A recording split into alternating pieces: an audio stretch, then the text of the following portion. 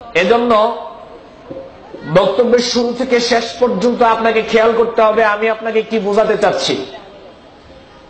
আজকের 1 ঘন্টা 1.5 ঘন্টার সময়ে পুরা ইসলাম আপনাকে বোঝানো সম্ভব নয়, তবে পুরা ইসলাম বোঝার জন্য কয়েকটা দৃষ্টিভঙ্গি দেওয়া আমার দ্বারা সম্ভব হবে ইনশাআল্লাহ।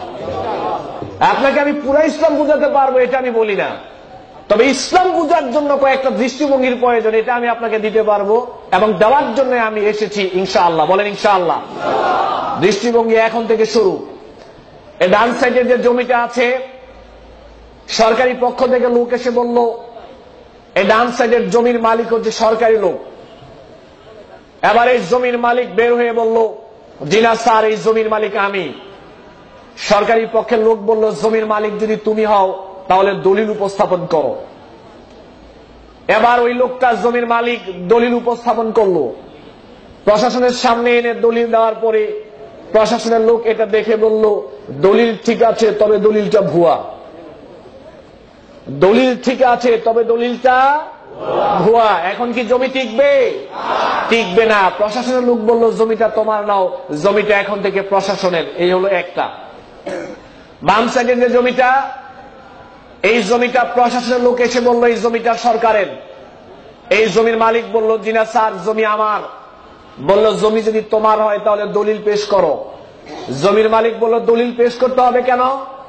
100 বৎসর পূর্ব থেকে বাপ দাদারা জমি বক্ষণ করে আসছে, আমরা জমি বক্ষণ করছি, এলাকার সবাই জানে, সমস্ত মানুষ জানে জমি আমরা বক্ষণ করছি, তো জমিন আমার, এটার দলিল লাগবে কেন? সরকারি লোক বলল, 100 বৎসর থেকে জমি তুমি বক্ষণ করেছো, প্রশাসনের সমস্ত লোক জানে জমি তোমার, এলাকার মানুষ জানে জমি তোমার, বাপ দাদা জমি বক্ষণ করেছে তোমার, এখন যদি দলিল না দেখাতে পারো জমি টিকবে না। তাহলে বাপ দাদা 100 বছর বক্ষণ করার পরে কি দলিলবিহীন জমিটা টিকানো যাবে? এ হলো দুইটা। এবার আরেকটা জমির সামনের প্রশাসনের লোককে বললো, এই জমির মালিক প্রশাসন। জমির মালিক বের হয়ে বলল, জি না স্যার, জমির মালিক আমি। বলল, দলিল আছে?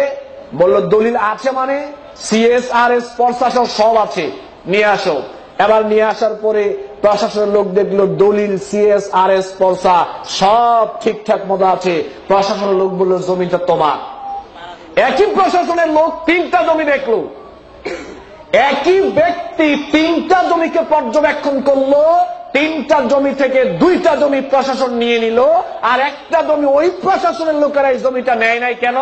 দলিলের কারণে। কিসের কারণে? এই 3টা দৃষ্টিভঙ্গি আপনাকে দিলাম।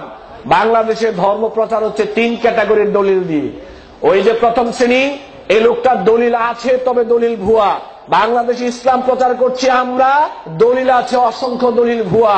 বাম সাইডের লোকটা জমি বক্ষণ করেছে কেন?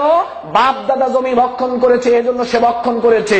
আমরা ধর্ম প্রচার করছি এবং ধর্ম মানছি বাপ দাদার দোহাই দিয়ে, দলিলে থাকলে থাকুক আর না থাকলে নাই।